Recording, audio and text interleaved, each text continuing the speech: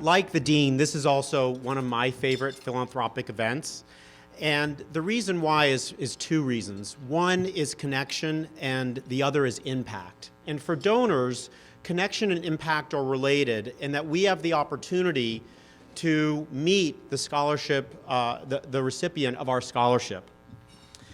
As I was preparing for this talk, I was reflecting on the comments from last year's speaker, and I recall him saying to the audience, "Thank you for giving, give more."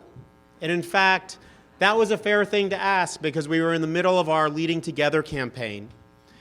And I'm thinking that, money and gifts, of course, are crucial, but giving more doesn't just refer to money. So this year, I'm going to ask the donors in the room to give something else. And this is something that is just as important, in my opinion, as your scholarship donations, and in many ways is more meaningful, valuable, and precious. I'm going to ask the scholarship donors to give your time. Time to be a resource and possibly even a mentor to the scholarship recipients in this room. And to the students, I'm going to ask you to do something as well tonight. It is your job to take the first step in building a relationship with your scholarship donor. I often speak to lawyers, law students, and entrepreneurs about mentorship. Everyone wants a mentor, and everyone needs a mentor. But few realize that mentors are not given to you. Mentors are something that you must create yourself. Every donor in this room is impressive and has the opportunity to assist you through their knowledge, experience, and network. So I ask you, and I urge you today to start building a relationship with your donor. But how do you do that? You're probably thinking, what do I have to talk to this older person, or I should say donor, in my case, about? Well, I'm going to actually tell you a secret. I'm going to tell you tonight a very easy way to do that. But before I do, I want to tell you a story to illustrate the power of networking and relationships. I want to take you back to the early days of LinkedIn.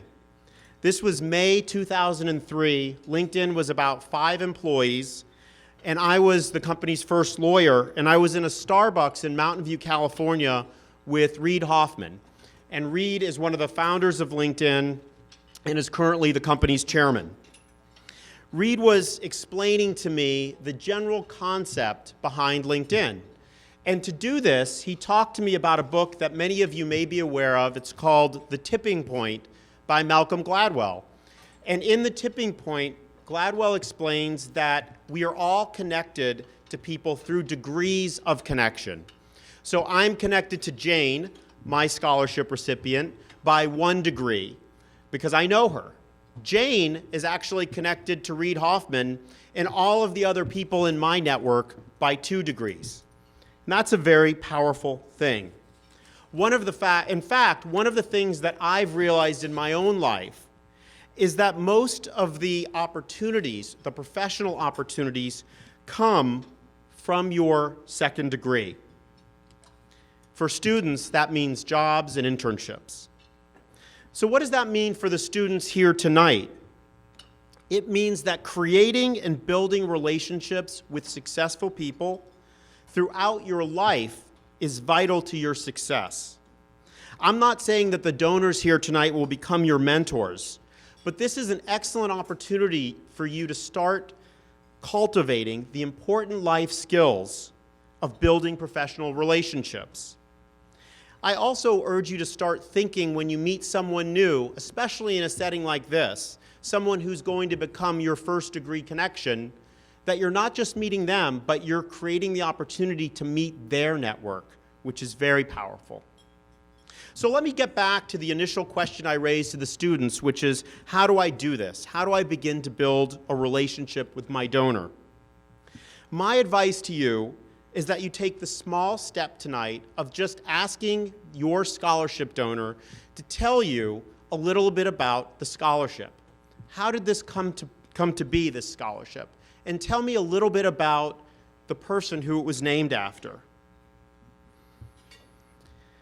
This actually happened to me without me prompting it to happen at my first scholarship dinner. Genevieve Have was my scholarship recipient for a scholarship that I funded in honor of my father. And when she did this, when she asked me about my dad, it had a very powerful impact on me. I still remember her asking me with true curiosity and interest, "Tell me about your dad. What was he like?" Genevieve stayed in touch with me, and she actually ended up coming to San Francisco the following year, and I was able to invite her to attend a dinner with me where I was the guest of John Daines. John is on the board of trustees of Washington University and has actually become a mentor to me and is one of the reasons I'm in this room tonight. I remember watching Genevieve and feeling how enormously gratifying it was to see that she was now building a relationship with someone who was important to me. And I also remember thinking how much I wished I would have been able to meet someone like John when I was a student. As we talk about the people this evening who inspired us to create these scholarships, I'd like to take a moment to honor their memory. For me, this is my father and my freshman year roommate, Bob. I also want to thank my fellow scholarship donors for keeping memories of their friends and loved ones alive in such a beautiful and meaningful way. And above all, thank you for being here today and sharing your time with our students. Thank you.